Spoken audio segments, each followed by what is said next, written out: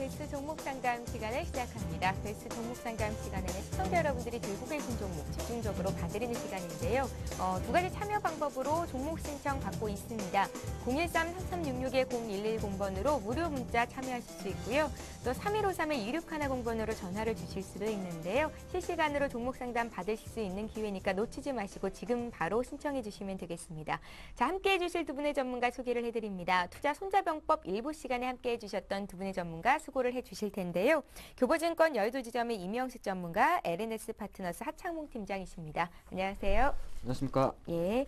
자, 본격적으로 종목 상담 바로 시작을 해보겠습니다. 오늘 013-3366-0110번 문자를 통해서 들어온 종목부터 시작을 해보죠. 자, 코콤이라는 종목 들어와 있는데요. 코콤을 2,000원에 15% 가지고 계시고 앞으로의 전망 알고 싶습니다 하시면서 2805님께서 문의하셨습니다. 임영식 전문가님부터 시작해보겠습니다. 네. 최근 들어서 코콤의 경우 LED 쪽으로 사업 부분을 다각화하면서 이쪽 부분에 대한 성장성, 그 다음에 매출이 펀더멘탈에 반영이 되면서 견조한 흐름이 전개되고 있는데요. 그런 측면에서 코콤의 경우에는 현재 일본 시장에 진출하고 있는데 이쪽 부분에 대한 그런 성장성이 일단은 기대되는 그러한 종목이라고 보실 수 있겠고, 과거에 홈 네트워크 시스템에 주력을 했었는데 이쪽 주택시장 침체로 인해서 과거에는 기존 사업부인 홈 네트워크 사업이 부진했었는데 이를 만회하는 LED 조명 시장이 현재 주가에 긍정적으로 반영되고 있다고 보실 수 있겠습니다. 매수하신 가격대가 차트를 보시면은 거의 바닥권에서 매수하신 그런 상황이고, 현재 수익률도 상당히 난 상황이기 때문에 일단은 투자 비중도 적절한 그런 상황에 놓여 있고, 최근 들어서 LED 관련주들이 업황이 바닥권에서 턴어라운드 하는 그런 과정에 놓여 있기 때문에 일단은 여기서 성급하게 차익 실현하기보다는 좀 더 들고 가는 것이 필요하다라고 판단이 됩니다.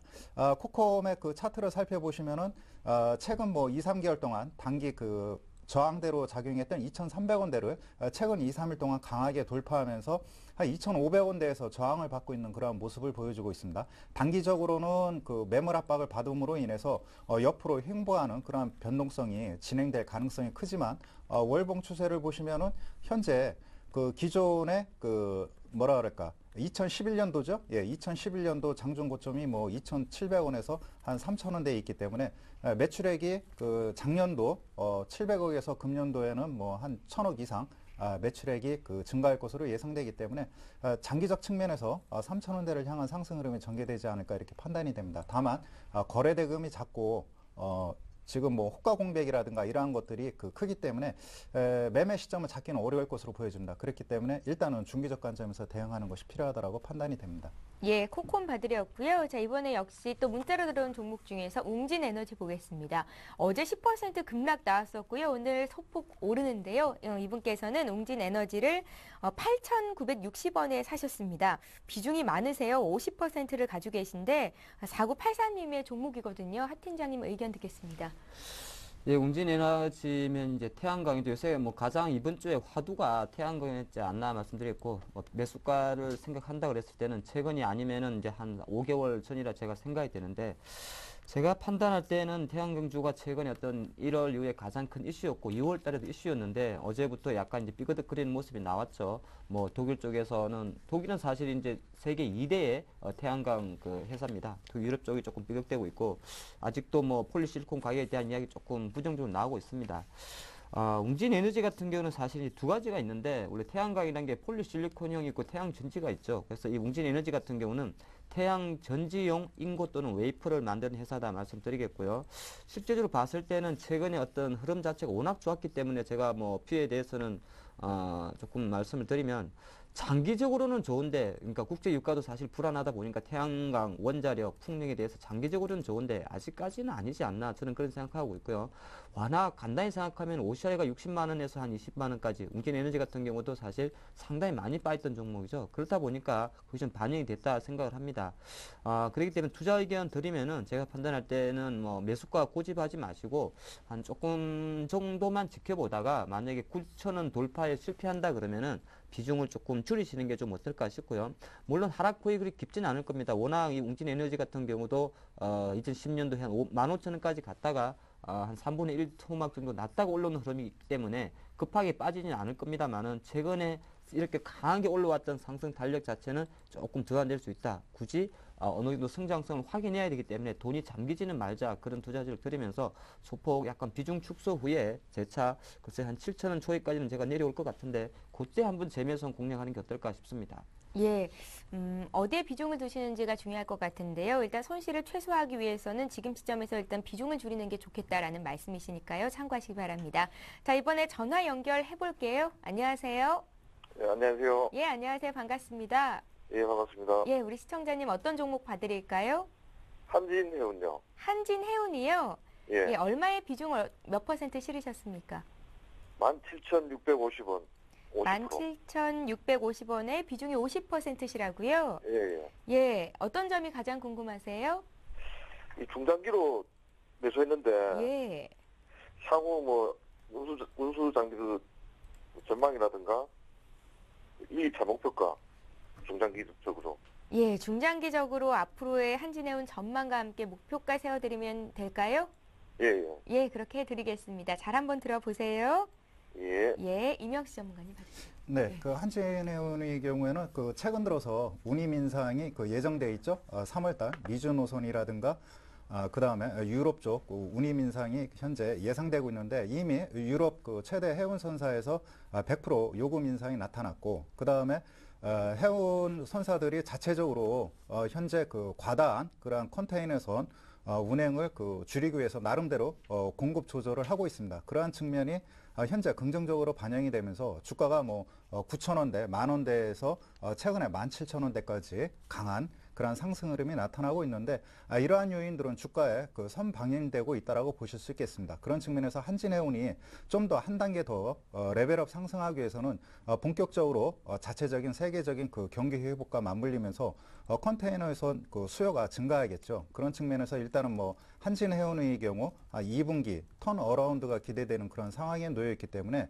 현재 매수하신 그 가격대가 단기적인 그런 고점대 아니면은 뭐 과거에 계속 그 매수하셨던 그런 물량인지는 모르겠지만은 일단 현재 시점에서는 뭐 좀 더 진통 과정이 필요할 것으로 보여집니다. 차트를 보시면은 현재 200일선이 하향 추세에서 단기적으로 뭐 이동평균선들이 올라가는 그런 저점 부근대가 15,000원대, 16,000원대 부근대에 형성하고 있습니다. 장기적인 그런 상승 추세로 이어지기까지는 200일선이 상승으로 전환돼야 되는데 그 시기까지는 적어도 한 2, 3개월 정도 시간이 그 소요되기 때문에 역시 2분기까지 일단 지켜봐야 되는 그런 상황이고 현재 뭐 투자 비중이 다소 과한 상황입니다. 50%대이기 때문에 여기서 뭐 손실이 많이 난 상황은 아니지만 한 20% 정도 줄였다가 전에 뭐 200일선을 터치하는 15,000원대까지 내려오긴 했는데 이 부분에서 다시 한번 재매수하는 것이 필요하다 하겠고 일단은 뭐 한진해운 장기적 측면에서 적어도 뭐 한 1년 정도 내다본다면은 좋은 성과가 나타날 것으로 보여집니다. 예, 길게 보셔도 될 만한 종목이니까요. 참고하시기 바랍니다. 자, 이번에 또 문자로 들어온 종목 중에서요. 포스코 보겠습니다. 포스코를 41만 3천원에 사셨어요. 포스코 먼저 잠시 뒤에 보고요. 넥센타이어가 먼저 들어왔군요. 넥센타이어부터 하겠습니다. 넥센타이어를 17,100원에 사셨고요. 비중이 80%로 많으시거든요. 768 하나님의 종목입니다. 넥센타이어는 우리 하창봉 팀장님께 여쭤볼게요. 예, 타이어는 계속 굴리십시오. 그냥 가져가라는 제가 말씀드리겠고요. 예. 왜 최근에 뭐 2만 원에서 빠진 이유는 자동차주가 전반적으로 좀 부진하다 보니까 그런 영향이 좀 있습니다. 영향이 있고 아까는 뭐 어느 정도 최근에 그 타이어 원료가 될 수 있는 천연고무 가격이 조금 오른 건 있습니다만은 그것만으로 그냥 실적이 바로 꺾이는 건 아니다 말씀드리겠습니다. 왜 그러냐 하면 사실 자동차 메이커 같은 경우는 글로벌 미국을 선두로 해서 일본이라든지 유럽과 서로 경쟁을 하죠. 물론 그 타이어도 마찬가지입니다. 뭐 한국 타이어가 세계 한 8위 정도 하니까 넥센 같은 경우는 그 순위로 보면은 그 뒤에 있습니다만은 타이어라는 건 이제 새로 들어가는 타이어, 그러니까 새 차에 들어가는 타이어가 있고 또 교체 타이어가 있기 때문에 두 번 다 먹습니다. 그래서 길게 봤을 때는 타이어 업종에 대한 어떤 수익성은 상당히 좋다. 다만 타이어 업종의 주가를 발목을 잡는 거는 원가를 할 수 있는 천연고무의 가격이 어떻게 움직이냐가 조금 관건인데 사실 지난해 같은 경우는 많이 내렸다가 1월달 접어들어서 소폭 반등한 거 있습니다. 그렇게 보시면 좋을 것 같고요. 지금 단기적으로 봤을 때는 뭐 일봉 한 최근 4개월 내에 2만 원에서 계속 밀려온 흐름이 있습니다만은 제가 조금 전에 월봉을 한번 보겠는데 큰 그림에서 보면 크게 이게 많이 빠진 게 아닙니다. 상당히 뭐 잘 가는 중에 최근 작년 한 글쎄요, 한 6월 여름 이후로 계속적으로 2만 원이 있다가 한 빠진 거기 때문에 크게 나쁘게 보진 말자. 좀 긴 호흡으로 가자 말씀을 드리겠습니다.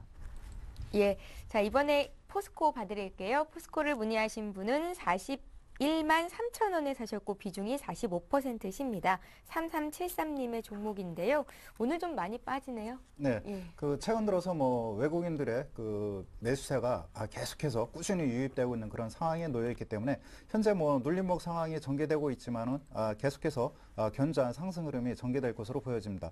포스코의 경우 일단은 그 영업이익이 그 바닥을 친 그런 상황에 놓여 있고 금년을 그 기점으로 해가지고 다시 영업이익 5조 원대를 회복하는 그러한 그 흐름이 전개될 것으로 보여집니다. 다만 다른 그 업종과 그런 섹터에 비해 그 실적 가시화가 좀 늦춰지고 빠른 템포가 아니기 때문에 완만한 상승 흐름이 전개될 것으로 보여집니다. 그런 측면에서 현재 장을 외국인이 주도하고 있음에도 불구하고 매수세가 꾸준히 유입되고 있는 포스코의 상승 탄력은 완만한 그런 상황에 놓여 있습니다. 그런 측면에서 현재 매수하신 가격대에서 일단은 뭐 계속 보유해야 하는 것이 바람직하겠고요. 현재 시점에서는 뭐 장기 투자자가 아니면은 대응하기 힘든 구간이라고 판단이 됩니다. 그렇기 때문에 현재 시점에서 뭐 보유 비중이 뭐 다소 과도한 그런 상황에 놓여 있긴 하지만은 일단 현재 시점에서 뭐 단기적으로 사고 팔고 할 수 있는 그런 구간은 아니기 때문에 계속해서 보유하신다면 다시 뭐 한 45만 원과 47만 원대를 향한 상승 흐름이 전개될 것으로 보여집니다. 예, 보유하시면 되겠습니다. 포스코 봐드렸고요. 이번에 또 전화 한 통 연결해 보겠습니다. 안녕하세요. 예, 안녕하세요. 예, 안녕하세요. 예, 예, 어떤 종목 문의하셨습니까? 일양약품이요. 일양약품이요? 예, 예. 얼마에 몇 퍼센트 가지고 계세요? 31,000원에고요. 예. 30% 정도 비중 갖고 있거든요. 31,000원에 매수를 하셨습니까? 언제쯤 사신 거예요? 한 달 전부터 해도 좀 꾸준히 빠지면서 좀씩 했는데요. 예. 계속 빠지네요. 그러니까 수익이 좀 많이 났었던 때도 있었겠어요. 예, 예. 예. 그런데 이제 그래서 계속 빠지더라고요. 평균 매수 단가가 31,000원이 되셨고요. 예, 예. 예, 어떤 점이 가장 궁금하십니까? 제약회사 전반적으로 다 빠지는데요. 예. 뭐 좀 중장기로 좀 보유를 해야 되는지 해갖고 뭐 전화드렸거든요. 처음에는 좀 단기로 들어가신 거고요. 예, 예. 예, 그런데 원치 않게 좀 주가가 빠져서 어떻게 해야 되는 건지가 궁금하시다고 했는데요. 예, 예. 제약주 전반적으로 어떻게 이제 향후에 어떤 움직임을 볼 수 있을 것인지 여기에 대해서도 학 팀장님 의견을 좀 여쭤볼게요. 잘 한번 들어보시기 바랍니다. 예, 감사합니다. 예. 제약주들은 왜 시장에서 별로 각광받지 못하고 있는 겁니까, 학 팀장님? 일단은 뭐 지난 한 연말 정도만 돼도 또 한 신약 개발에 대한 모멘텀이 상당히 불었었죠. 근데 예. 지금은 이제 분위기입니다. 사실 제약주는 분위기도 많이 타는데 뭐 일양약품 아니다 그래도 여타 관련 경우에는 약가 인하 이야기 좀 나오고 또 하나 실질적인 시장 분위기도 워낙 어떻게 보면은 개별주를 보시면 좋은데 뭐 테마주, 정치 테마주라든지 스마트폰 관련주에 좀 몰리다 보니까 테마에도 붙지 못하고 있다 말씀드리겠습니다. 근데 일양약품은 이건 누가 봐도 돈이 들어왔죠. 그러니까 회사 펀더멘털보다는 어떤 세력들의 어떤 핸들링이 계속적으로 이어지는 종목이다 말씀을 드리겠습니다. 제가 왜 이렇게 약간 웃으면서 말씀드리냐면 국내 뭐 대표적인 녹십자라든지 동아자이라든지 한미약품이라든지 좀 굵직한 회사가 있고 일양약품도 작은 회사는 아닙니다. 근데 그렇게 특출난 게 없죠. 드링크 쪽에서는 원비드라는 그 브랜드가 있습니다만 별로 뭐 나머지 바카스라든지 비타에 대해서 잘 나가는 것도 아니고 그러다 보니까 제약회사들이 새로운 성장 모멘텀을 확보하기 위해서 신약 개발에 들어갔죠. 실제적으로 일양약품 같은 경우 지난 7월 달에 급등을 했습니다. 15,000원 하던 것이 4만 원까지 갔었는데 그때 바로 승부수를 건 게 백혈병 치료제죠. 그때 당시는 임상 3상에 들어가서 허가 시판이 나온다는 그런 이야기 나왔었고 최근에도 올로 갈 때마다 나오는 것은 일양약품의 백혈병 치료제에 대한 임상허가 이야기입니다. 그것 때문에 좀 올랐다가 내리는데 그 임상허가라는 게 보통 제약회사 나오는데 짧으면 10년 그 이상 걸리기 때문에 아직까지도 좀 진행 중이다 그런 말씀을 드리겠고요. 제가 이 주식을 조금 분석을 해보니까 약간 그 내용적인 부분보다도 약간 세력적인 부분이 좀 많이 작용하기 때문에 차트를 조금 접해보겠습니다. 차트를 접해보면 타이밍적으로는 사실 이 종목은 이제 반등 타이밍이 조금 왔습니다. 그러니까 가격이 중요한 게 아니고요. 실제적으로 12월 달에 시세를 형성하고 나서 이게 등배 기간이라 그럽니다. 한 달 반 정도를 상승을 하고 지금 한 달 조금 못 미친 상승 기간을 행보를 하고 있죠.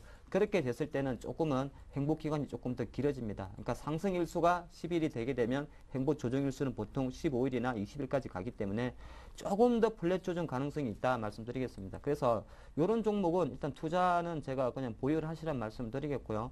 내려올 때마다 사는 게 아니고 실제적으로 올라갈 때마다 사는 겁니다. 그래서 일양약품 같은 경우는 조금 보유하셨다가 차라리 최소한 매수가 31,000원 정도 오게 되면 수급적으로 골든크로스가 발생을 하는데 그때 왔을 때 차라리 조금 더 추가 매수하는 전략이 좋지 내려가는데 계속 물바지 하다가는 물량만 잡힌다 그런 말씀 드리겠습니다. 예, 일단 매수가까지 기다려 보시고요. 그때 가서 추가로 더 사도 되는 건지 한 번 더 문의 주시기 바랍니다. 일양약품 봐드렸고요. 자, 이번에 문자로 들어온 종목 중에서 한 종목 볼게요. SL 들어와 있는데요. SL을 21,650원에 사셨고 비중이 50%시라고 합니다. 향후의 전망 알고 싶고요. 또 단기 매도가 알려주십시오 하고 0833님께서 문의를 하셨어요. 네, 그 SL의 경우 좀 더 그 시간이 필요로 할 것 같습니다. 최근 들어서 뭐 기아차라든가 현대차에 대한 그 매수가 강하게 유입되면서 최근 뭐 살아나는 분위기이긴 한데 현재 SL의 그 주가 차트를 보시면은 장기 이동 평균선이 하향 추세를 형성하고 있습니다.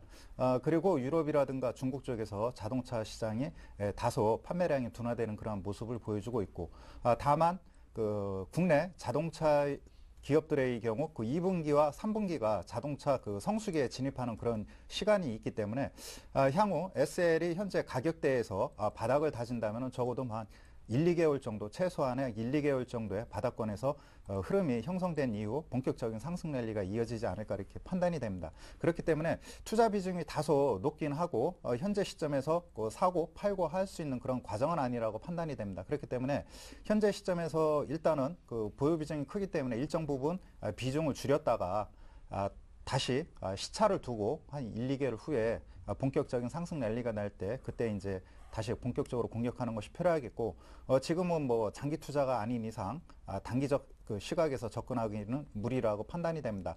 단기적으로 상승한다 하더라도 24,000원대 전후에서 일단 저항이 예상되는 그런 상황이기 때문에 일단은 사이클 매매가 필요한 상황이라고 판단이 됩니다. 예, 단도직입적으로 SL은 그럼 지금 시점에서 좀 손절하는 게 맞겠다는 의견이신가요? 비중이 많기 때문에요. 예. 그리고 또 뭐 장기 투자하시는 분들의 경우는 인내심이 상당히 필요로 하거든요. 지금 내가 가진 종목을 장기 투자해가지고 바닥 저점 대비 뭐 목표 수익률이 나올 거 아닙니까? 저가에 매수했다는 그런 장점이 있겠고 반면에 그 최근 상승하는 타 업종이나 종목과 비교해 보면은 좀 그 소외감 그런 것들이 그 투자 심리가 흔들릴 수가 있습니다. 그런 측면에서 투자 비중이 과도하게 쏠리다 보면 시장에 휘둘릴 가능성이 크기 때문에 그런 측면에서 말씀을 드린 거고요. 그러한 경험이 즉 그 바닥권에서 매수해가지고 뭐 적어도 뭐 한 4, 5개월 정도 장기 투자 하신다면은 현재 시점에서 뭐 한 20, 30%의 수익률을 낼 수 있는 구간이라고 판단이 됩니다. 예, 알겠습니다. 자, 다음 종목 바로 볼게요. 이번에 매수해도 되겠습니까? 라는 의견이 있는데요. 진성 TC 매수해도 되겠습니까? 목표가 손절가 궁금합니다 하셨습니다. 사도 될까요? 진성 TC 같은 경우는 사실 저는 생각보다 왜 올라가는지는 모르겠습니다.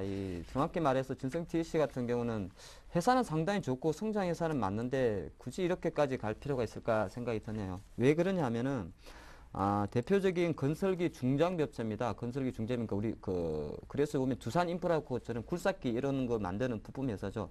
진성 TC 같은 경우는 사실 이제 그 주로 납품처가 미국의 메이저죠. 캐터필라라든지 일본의 히타치에 대해서 히타치사에 건설 중장비 관련 부품을 납품을 하고 있습니다. 그러니까 뭐 포크레인이라 그러죠. 그런 거 보시면 될 것 같고요.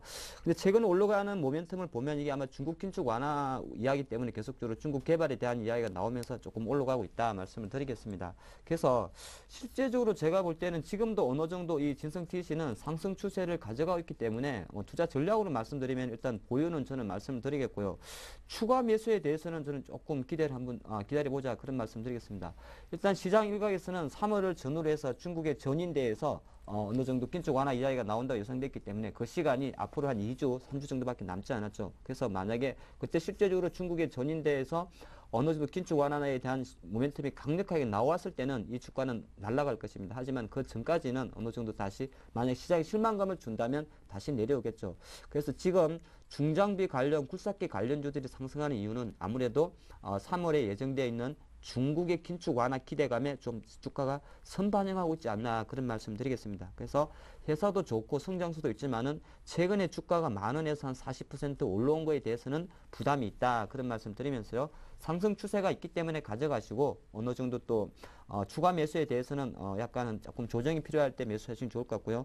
손절은 글쎄요. 그렇게 별로 제세하고 싶지는 않습니다. 왜냐하면 이쪽 자체 아까 제가 월봉에서도 봤지만은 회사가 계속 성장하는 기업이기 때문에 성장하는 기업에 포커스를 맞추겠습니다. 예, 자 이번에 전화 한 통 또 받겠습니다. 세 번째 시청자 연결을 해볼게요. 안녕하세요. 네, 안녕하세요. 예, 어떤 종목 보십니까?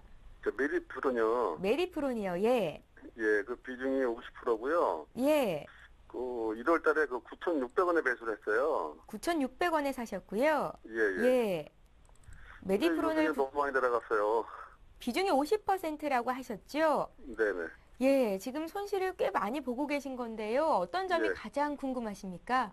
글쎄 그 메디프론이 뭐 알츠하이머하고 뭐 치매 관련해서 좀 비전이 있다고 그래서 예, 그걸 샀는데 좀 내려갔길래 이거 어떻게 손절을 해야 되는지 앞으로 좀 가져가면은 좀 매수가까지 다시 올리는지 그게 궁금해서 전화드렸습니다. 예, 이달 초까지만 해도 좀 주가가 잘 갔었는데 어떻게 지금 좀 많이 빠져서요. 걱정 많으실 것 같은데요. 이명식 전문가님께 자세히 여쭤볼 테니까요. 네. 들어보시고 혹시 발빠르게 대응해야 된다 하시면 조금 손실 있으시더라도 과감하게 결단을 하셔야 될 것 같습니다. 네.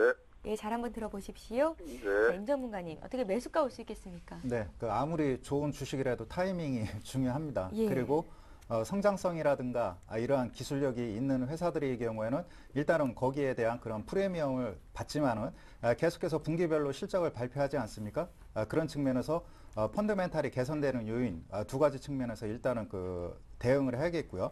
그런 측면에서 메디프로니의 경우는 작년 10월 달부터 치매 관련 성장성에 대해서 일단은 그 프리미엄을 받으면서 크게 상승했다라고 보실 수 있겠고 이후 10,000원대에서 단기적으로 뭐 10,000원대 고점을 형성한 그런 상황 속에서 가격 조정은 단기적으로 마무리가 됐다라고 판단이 됩니다. 그렇기 때문에 일단은 뭐 현재 그 손실이 폭이 큰 상황이긴 하지만 손절할 필요는 없다라고 판단이 됩니다. 예. 왜냐하면은 노인성 치매 이 치료 시장이 국내뿐만 아니라 해외 시장에서도 계속해서 증가하고 있는 그런 추세에 놓여 있기 때문에 산업 트렌드로서 일단은 뭐 메디프롬이 국내 시장에서는 그 뭐 기술력을 선점하고 있고 그리고 정부에서도 계속해서 그 복지 정책을 펼치면서 치매 관련 환자들에 대한 그러한 그 보조금을 지원한다는 이야기가 나오고 있기 때문에 일단은 뭐 메디프론의 경우 펀더멘탈은 좀 시간이 걸리겠지만은 개선될 것으로 보여집니다. 그렇기 때문에 항상 아무리 좋은 주식이라 하더라도 상승 사이클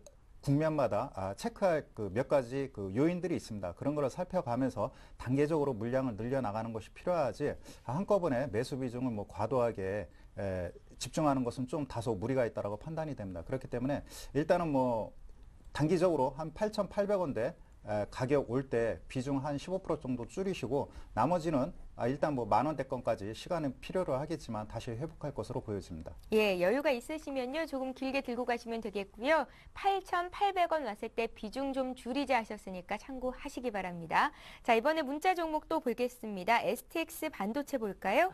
STX 반도체 생산 품목이 뭔지 알고 싶다 하셨고요. 매수 시점도 알려주십시오 하시면서 부산에서 문의를 하셨는데요. 하 팀장님. 반도체가 그 품목이 쉽지가 않죠. 예. STS 반도체 같은 경우는 저희가 보통 반도체 시스템 LSI에서 후공정이라 그럽니다. 후공정이라 그러는데 삼성전자와 관련된 반도체 관련 회사로 제가 간단히 말씀드리겠고요. 실제적으로 오늘 좀 흐름 자체가 올라오고 있는데 어느 정도 매기세가 조금 이어질 수 있다는 걸 좀 기대를 합니다. 올해 삼성전자가 시스템 LSI 쪽에 대해서 투자를 확대한다는 이야기 나왔기 때문에 그런 것 자체가 상당히 좀 고무적이다 말씀드리겠고 일단 반도체 테스트 또는 패키징 장비 회사라고 두리뭉실하게 말씀드리겠습니다. 그렇게 말씀드리겠고 매수 시점에 대해서 잠깐 말씀드리면 오늘 이제 10,000원 정도 올라왔는데 최근에 9,000원까지 내려왔다가 좀 올라온 흐름이 있습니다. 근데 STS 반도체 최근 6개월의 흐름을 놓고 보면 10,000원 정도 돌파했을 때는 바로 돌파하지를 못하면서 약간은 단기 차익 매물이 나온 점을 감안하고 최근에 9,000원 정도에서 삼성전자 효과로 오른 걸 감안했을 때 추격 매수할 건 아니다 제가 말씀드리겠고 다시 한번 한 9,500원 정도 내려왔을 때 그때 한번 재매수를 공략해 보는 게 어떨까 싶습니다. 예, 자 이렇게 해서 오늘 종목 상담 여기까지 하겠습니다. 잠시 뒤에 오늘의 주요 뉴스를 전해드립니다.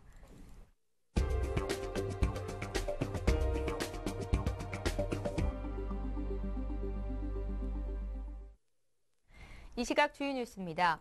박원순 서울시장이 취임한 후 100일 동안 강남권 집값이 큰 폭으로 하락한 것으로 나타났습니다. 부동산 114가 조사한 바에 의하면 박 시장이 취임한 지난해 10월 마지막 주에서 취임 100일을 맞은 지난주까지 서울 아파트 매매 가격은 0.87% 하락해 전국 평균 하락률인 0.34%의 2배가 넘었습니다.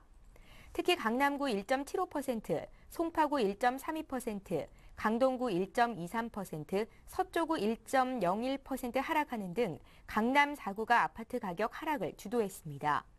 박 시장이 서민 주거 복지를 강조하면서 뉴타운 구조조정과 재건축 소형 의무 비율 확대를 추진하고 있어 당분간 이 같은 추세가 계속될 전망입니다. 2015년부터는 대학 졸업자가 정년 퇴직자 수보다 적어지면서 청년층 일자리 수급 상황이 다소 개선될 것이라는 전망이 나왔습니다. 고용노동부에 따르면 2015년 대학 졸업자 수는 50만 2천 명으로 57세 정년 퇴직자 수 54만 1,000명보다 적을 것으로 추정됐습니다. 2010년의 경우 대졸자는 50만 8천 명으로 퇴직자 35만 1,000명보다 15만 7천 명가량 많았고 지난해는 대졸자가 퇴직자보다 9만 4천 명, 올해는 3만 4천 명가량 많을 것으로 예상됐습니다. 이처럼 대졸자와 퇴직자 격차는 점차 줄다가 2015년을 기점으로 역전될 것으로 전망됩니다. 국내 최대 대부업체인 러시앤캐시와 사나머니가 6개월 영업정지 처분을 받았습니다. 서울 강남구청은 오늘 러시앤캐시와 사나머니, 미즈사랑대부, 원캐싱대부 등 4개 대부업체에 6개월 영업정지를 통보했습니다.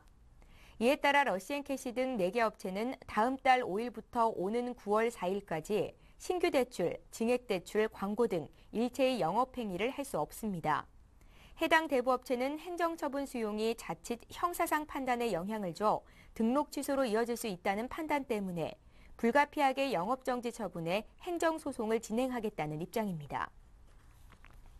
신용평가사인 무디스가 전 세계에 있는 99개 금융기관의 신용등급 강등을 검토하고 있습니다. 무디스는 뱅크 오브 아메리카와 골드만삭스, JP모건, 모건스탠리 소속 금융기관들이 검토 대상이라고 밝혔습니다. 국적별로는 이탈리아 금융기관이 24곳으로 가장 많고 스페인 21곳, 프랑스 10곳, 영국 9곳, 오스트리아, 덴마크가 각각 8곳, 독일 7곳, 네덜란드, 포르투갈 6곳 등입니다. 오늘 베스트 종목 상담 시간은 교보증권 여의도 지점의 임영식 전문가 그리고 LNS 파트너스의 하창봉 팀장과 함께 있습니다. 말씀 잘 들었습니다. 고맙습니다.